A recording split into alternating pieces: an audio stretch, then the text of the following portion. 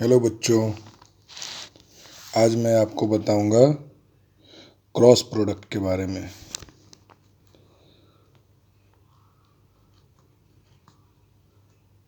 Cross product पिछले lecture में हम लोगों ने डिस्कस कर लिया था डॉट प्रोडक्ट। आज हम लोग क्रॉस प्रोडक्ट के बारे में पढ़ेंगे। क्रॉस प्रोडक्ट का एक और नाम है वेक्टर प्रोडक्ट।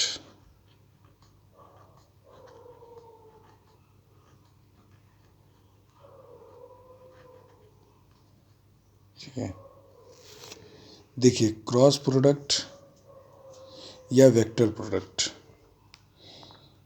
दोनों एक ही चीज़ होती हैं। क्रॉस प्रोडक्ट को हम लोग वेक्टर प्रोडक्ट इसीलिए बोलते हैं क्योंकि जब हम लोग दो वेक्टर का क्रॉस प्रोडक्ट करेंगे तो हम लोग को एक वेक्टर मिलेगा। समझ रहे हैं बात? इसको हम लोग बोलते हैं A B sine theta n cap. अब देखिए, इतना पार्ट जो आप देख रहे हो ये मैग्नीट्यूड का काम कर रहा है और ये जो देख रहे हो ये डायरेक्शन का काम कर रहा है। इसीलिए हम लोग इसको ऐसे भी लिखते हैं, ए क्रॉस बी का magnitude A B sine theta है। समझ रहे हैं बात को? और फिर ये जो आप देख रहे हो एन कैप, वो ए क्रॉस बी का क्या है? डायरेक्शन है। समझ में आई बात? तो this is the magnitude of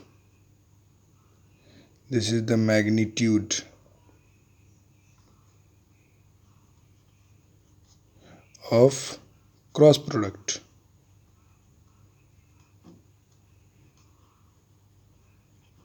and this is the direction of cross product. समझ में आ रही बात? अब आप हमको बताइए, हमने बता रखा है आपको कि अगर मैग्नीट्यूड और डायरेक्शन एक साथ मिल जाते हैं तो वो वेक्टर फॉर्म करता है। तो इधर राइट साइड में मैग्नीट्यूड भी है, डायरेक्शन भी है, तो ये दोनों वेक्टर बना कि नहीं बना? तो वेक्टर प्रोडक्ट या क्रॉस प्रोडक्ट का मतलब ये है कि जब हम दो वेक्टर का प्रोडक्ट करें और हमको आउटपुट में अगर एक वेक्टर मिले तो वैसे प्रोडक्ट को हम लोग वेक्टर प्रोडक्ट बोलते हैं या फिर क्रॉस प्रोडक्ट बोलते हैं, क्योंकि आउटपुट में इसको एक वेक्टर मिल रहा है। That is why this product is also called vector product. समझ में आ गई बात? यहाँ पर जो आप देख रहे हो थीटा, वो एंगल है, angle between A vector and V vector. ठीक है,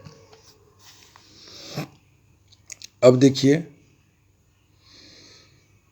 यहाँ पे हम लोग क्रॉस प्रोडक्ट जो है कुछ वेक्टर्स के निकालना सीखते हैं। ठीक है, जैसे कि cross product of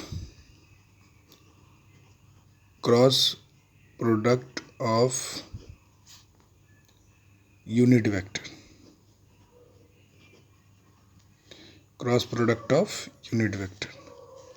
unit vector तो आपको पता ही है कि तीन तरीके का होता है, आई कैप, जे कैप, के कैप। तो इनका आपस में क्रॉस प्रोडक्ट हम लोग देखते हैं। ऐसे केवल यही यूनिट वेक्टर नहीं होते, यूनिट वेक्टर तो बहुत सारे हो सकते हैं। यूनिट वेक्टर का मतलब क्या होता है? ऐसे वेक्टर्स जिसका मैग्नीट्यूड 1 हो, है ना? तो खैर, अभी हम लोग सारी यूनिट वेक्टर्स की बात नहीं करते हैं। जो आई जे और के कैप है यूनिट वेक्टर्स, इनके क्रॉस प्रोडक्ट आप उसमें देखते हैं। तो जब आप सेम वाले वेक्टर को यानी कि आई और आई का क्रॉस करोगे तो ये आंसर आपको 0 दे देगा। जे और जे का क्रॉस करोगे तो ये आंसर 0 देगा, और के का क्रॉस करोगे तो ये आंसर 0 दे देगा। ऐसा क्यों 0 देता है? क्योंकि देखिए आई और आई यानी कि दोनों एक्स एक्सिस को रिप्रेजेंट कर रहा है, तो एंगल क्या होगा? 0 डिग्री। जब आई क्रॉस आई करने जाएंगे हम लोग तो देखिए मैग्नीट्यूड क्या मिलेगा? ए बी साइन थीटा है, यानी कि आई वेक्टर का मैग्नीट्यूड और दोनों के बीच में हम लोग 0 डिग्री लेंगे, यही तो आएगा। और साइन 0 0 होता है इसलिए 0 हो जाता है। आई बात समझ में? तो दिस इज द कंसेप्ट कि सेम वाले 0 हो जाते हैं। अब डिफरेंट वाले हम लोग देखते हैं कि आई का जे के साथ, जे का के साथ। तो उसके लिए देखिए एक रूल है, आपको इधर एक सर्किल बना लेना है, समझ रहे हैं? इधर आपको आई लिख देना है, इधर आपको जे लिख देना है, इधर आपको के लिख देना है, ठीक है। अब देखिए आपको एक रूल फॉलो करना है कि जब हम एंटी क्लॉकवाइज मूवमेंट करेंगे तो वैल्यू जो आएगा वो पॉजिटिव आएगा। एंटी क्लॉकवाइज में वैल्यू क्या आने वाली है? पॉजिटिव। और साथ साथ अगर हम क्लॉकवाइज मूवमेंट करते हैं, समझ रहे मेरी बात, तो वैल्यू हमारे पास निगेटिव आएगा। तो इस रूल को फॉलो करेंगे तो हम लोग बड़े आराम से डिफरेंट यूनिट वेक्टर्स के क्रॉस प्रोडक्ट्स कर सकते हैं। जैसे आई और जे को क्रॉस करना है तो आई और जे को अब भूल जाओ थोड़ी देर के लिए, सामने कौन सा दिख रहा है? के, तो यहाँ पे के लिख दो। अब आप हमें ये बताओ आई से जे आप क्लॉकवाइज गए हो कि एंटी क्लॉकवाइज? तो एंटी क्लॉकवाइज, तो ये वैल्यू पॉजिटिव आ जाएगा। सिमिलरली जे क्रॉस आई करना है हमें, तो फिर से इसको भूल जाएं थोड़ी देर के लिए तो के ही मिलेगा, तो ये के मिलेगा। ये तरीका है भूलने का, मतलब क्या है? आई और जे से के मिलता है। तो दिस इज द मेथड। ये क्यों ऐसा होता है ये भी मैं बताऊंगा अभी आगे आपको। अब देखो जे क्रॉस आई करोगे आप तो क्लॉकवाइज मूवमेंट करे हो तो माइनस हो जाएगा। अब देखिए जे और के की क्रॉस प्रोडक्ट अगर हम लोग करते हैं तो जे और के को थोड़ी देर के लिए भूल जाओ, आई आएगा। और जे से के आप कैसे गए हो? एंटी क्लॉकवाइज, तो ये हो जाएगा प्लस। फिर आप के क्रॉस जे कर लो, के क्रॉस जे आप क्लॉकवाइज आ रहे हो तो माइनस आई। अरे बात समझ में? सिमिलरली अगर आप के क्रॉस आई करते हो तो आपको कौन सा मिलने वाला है? प्लस जे। और फिर आप आई क्रॉस के करते हो तो यू विल गेट माइनस जे। अरे बात समझ में? तो ये हो गया आपका cross product of unit vectors. Same इसी का रूल फॉलो करके जैसे हमने आई जे के का करा है, आपको पोजीशन वेक्टर्स के भी क्रॉस प्रोडक्ट करना है, ठीक है। तो नेक्स्ट हम लोग मूव करते हैं cross product of position vector में। देखिए cross product of position vector, cross product of position vector. तो cross product of position vector हम लोग कर रहे हैं।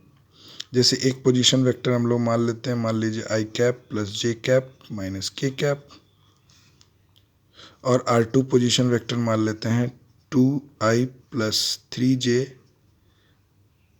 प्लस के कैप, और हमें करना है R1 क्रॉस R2। क्लियर? ये हमें निकालना है।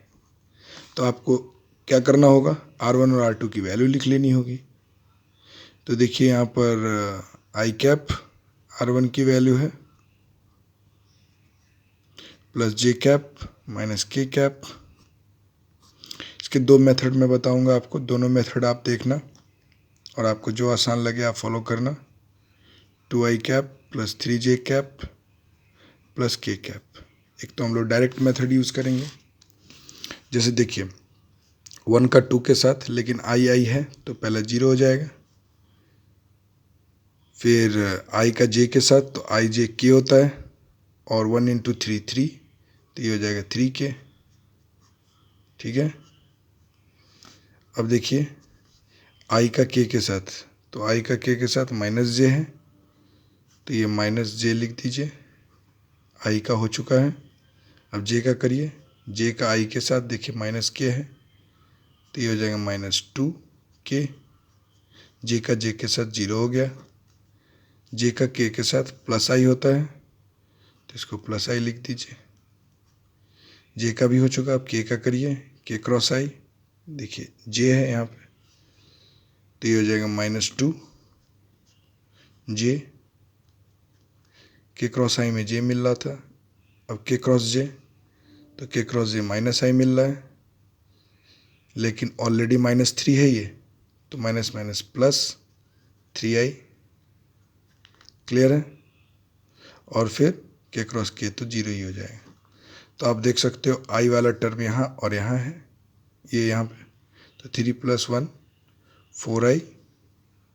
क्लियर है। जे देखिए यहाँ और यहाँ है, तो -2j माइनस 3j। क्लियर है। और इसके बाद 3k माइनस 2k, यानी कि ओनली k। तो दिस इज द आंसर। ये तो डायरेक्ट मेथड हो गया। अब आपको मैं एक डिटर्मिनेंट मेथड बताता हूँ, जिससे सॉल्व करना थोड़ा आसान होता है। जैसे आपको R1 क्रॉस R2 करना है, तो कैसे करेंगे। अच्छा, एक चीज़ मैं आपको और बता दूं यहाँ पे कि क्रॉस प्रोडक्ट्स कभी भी कॉम्यूटेटिव नहीं होते। A cross B are never equal to B cross A, never.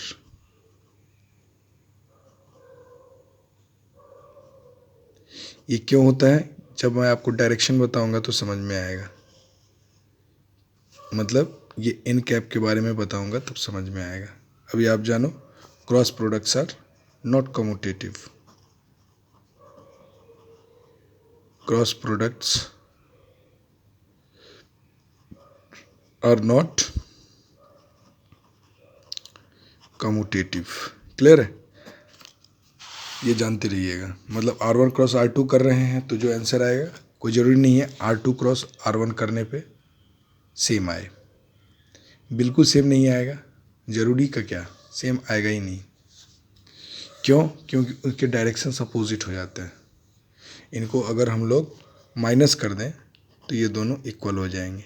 A cross B is equal to minus of B cross A हो जाता है। ये कैसे होता है, ये सब मैं आपको डायरेक्शन जब बताऊंगा तब बताऊंगा। तो खैर अभी देखिए दूसरा मेथड मैं बता रहा हूँ, इसको हम लोग डिटर्मिनेंट मेथड बोलते हैं। Determinant method. अब आपको क्या करना है, दो वर्टिकल लाइन ले लेनी है, I J K कर देना है आपको, और पहला वेक्टर जो है उसके कोफिशिएंट्स लिखने हैं। तो पहला वेक्टर कौन है, R1। दूसरे वेक्टर का कोफिशिएंट पहले मत लिख दीजिएगा, नहीं तो गलत हो जाएगा। तो पहला वेक्टर क्या है, ये, तो इसके कोफिशिएंट है 1 1 -1, तो ये हो गया 1 1 -1। अब दूसरा वेक्टर का कोफिशिएंट लिखिए 2 3 1, तो ये हो गया 2 3 1। क्लियर है। अब इसका हम लोग डिटर्मिनेंट निकालेंगे। देखिए I, और इधर मल्टीप्लाई करते हैं 1 इंटू 1 1, इस 1 और इस 1 को करना है, क्योंकि I जब लेंगे तो इसके कॉलम इसके रो को ब्लॉक कर देंगे, तो हमें केवल यही दिख रहा है। इनका डिटर्मिनेंट निकालना है, तो ऐसे निकाला जाता है। पहले ये वाले कॉर्नर लिए जाते हैं, 1 इंटू 1 1, बीच में माइनस, और ये हो जाएगा आपका -3। बीच में माइनस ले लिया जाता है, ये इधर याद रखिए। पहला प्लस आई, फिर बीच में जे जो लिया जाएगा वो माइनस में लिया जाएगा, और के जो लिया जाएगा फिर से प्लस में लिया जाएगा, ये याद रखिएगा। अब जे का देखिए, इसके ये ब्लॉक करिए कॉलम और ये रो ब्लॉक करिए, तो देखिए 1 2 और ये मिल रहा है, तो 1 × 1 1, क्लियर है। और बीच में माइनस और ये -2 हो जाएगा, क्लियर है।